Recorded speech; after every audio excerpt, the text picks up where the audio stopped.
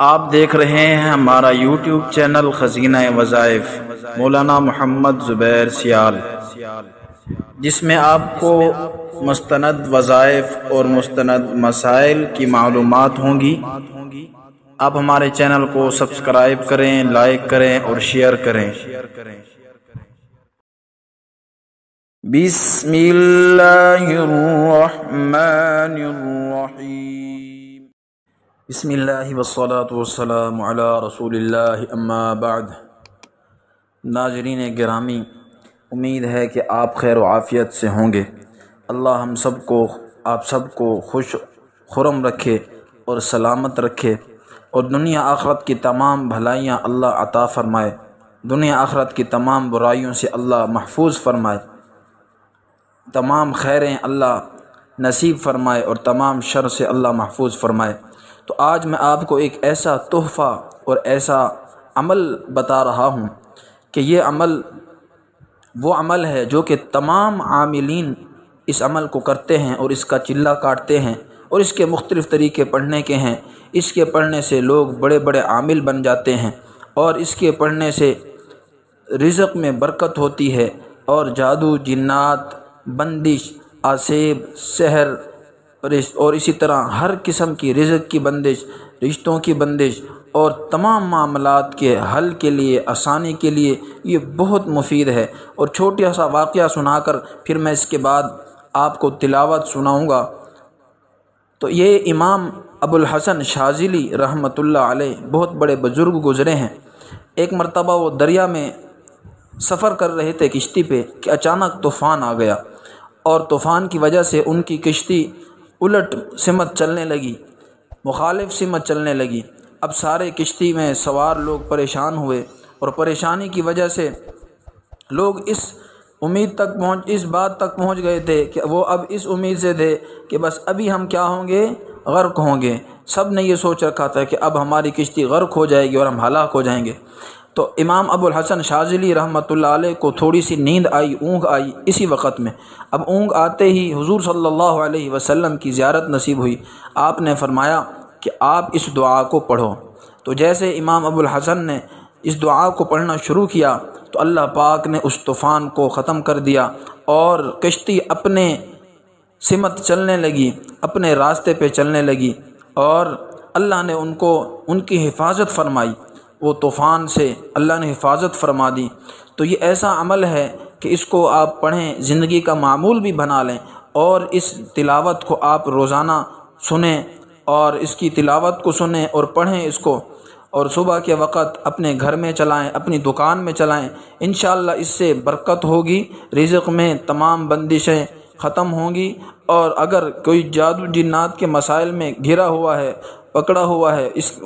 ایسے مسائل میں گرفتار ہے، تو اس کو اس کی تلاوت سنائیں۔ انشاءاللہ تعالی اللہ کے فضل سے اس کو شفا ہوگی، اور بیمار جیسی بھی بیماری ہو تو وہ بھی اس کو پڑھے۔ اور اس کے پڑھنے کی ترتیب کیا ہے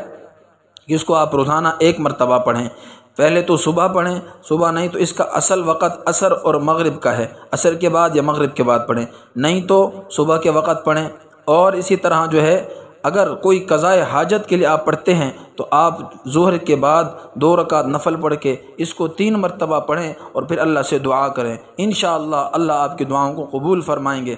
تو اب آپ غور سے تلاوت سماعت فرما لیں۔ بسم اللہ الرحمن الرحیم۔ اللہم یا اللہ یا علی یا عظیم یا حلیم یا علیم، انت ربی وعلمک حسبی، فنعم الرب ربی ونعم الحسب حسبی، تنصر من تشاء وأنت العزيز الرحيم، نسألك العصمة في الحركات والسكنات والكلمات والإرادات والخطرات من الشكوك والظنون والأوهام الساترة للقلوب عن مطالعة الغيوب. فقد ابتلي المؤمنون وزلزلوا زلزالا شديدا وإذ يقول المنافقون والذين في قلوبهم مرض ما وعدنا الله ورسوله إلا غرورا فثبتنا وانصرنا وسخر لنا هذا البحر كما سخرت البحر لموسى عليه السلام وسخرت النار لإبراهيم عليه السلام وسخرت الجبال والحديد لداود عليه السلام وسخرت الريح والشياطين والجن لسليمان عليه السلام وسخر لنا كل بحر هو لك في الأرض والسماء والملك والملكوت وبحر الدنيا وبحر الآخرة وسخر لنا كل شيء يا من بيده ملكوت كل شيء كافها يا عين صاد كافها يا عين صاد كافها يا عين صاد انصرنا فإنك خير الناصرين وافتح لنا فإنك خير الفاتحين واغفر لنا فإنك خير الغافرين وارحمنا فإنك خير الراحمين وارزقنا فإنك خير الرازقين واهدنا ونجنا من القوم الظالمين وهب لنا ريحا طيبة كما هي في علمك وانشرها علينا من خزائن رحمتك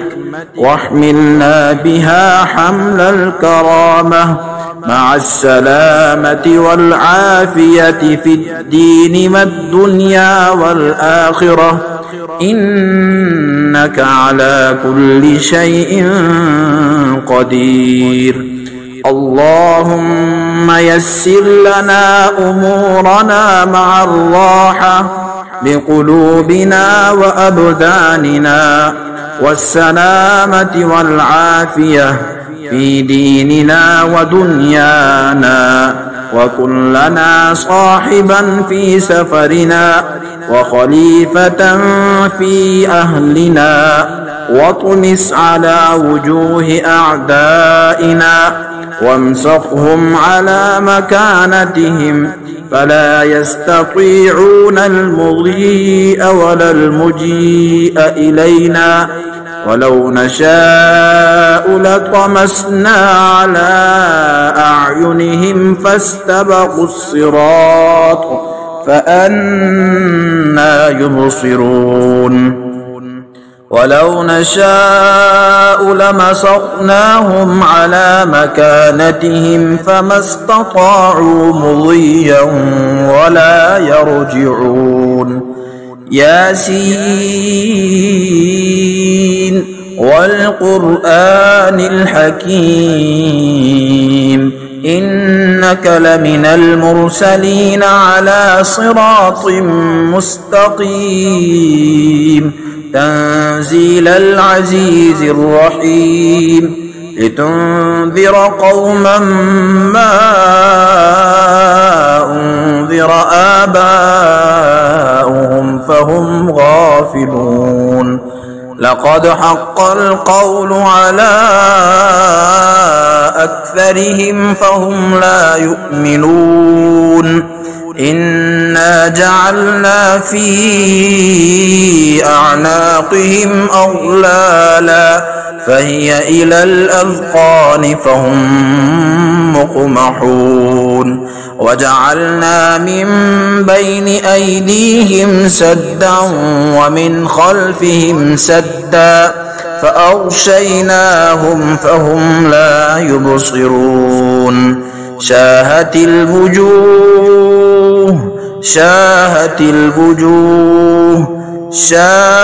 الوجوه وعنت الوجوه للحي القيوم وقد خاب من حمل ظلما طاسين حاميم عين سين قاف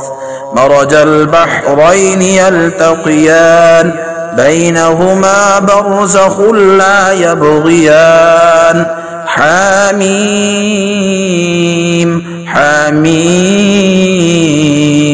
حميم حميم حميم حميم حميم حم الأمر وجاء النصر فعلينا لا ينصرون حميم تنزيل الكتاب من الله العزيز العليم غافر الذنب وقابل التوب شديد العقاب ذي الطول لا إله إلا هو إليه المصير بسم الله بابنا تبارك حيطاننا ياسين سقفنا كافها يا عين صاد كفايتنا حميم عين سين قاف حمايتنا فسيكفيكهم الله وهو السميع العليم ستر العرش مسبول علينا وعين الله ناظرة إلينا بحول الله لا يقدر علينا والله من ورائهم محيط بل هو قرآن مجيد في لوح محفوظ فالله خير حافظا وهو أرحم الراحمين إن ولي الله الذي نزل الكتاب وهو يتولى الصالحين حسبي الله لا إله إلا هو عليه توكلت وهو رب العرش العظيم بسم الله الذي لا يضر مع اسمه شيء في الأرض ولا في السماء وهو السميع العليم ولا حول ولا قوة إلا بالله العلي العظيم صدق الله العظيم.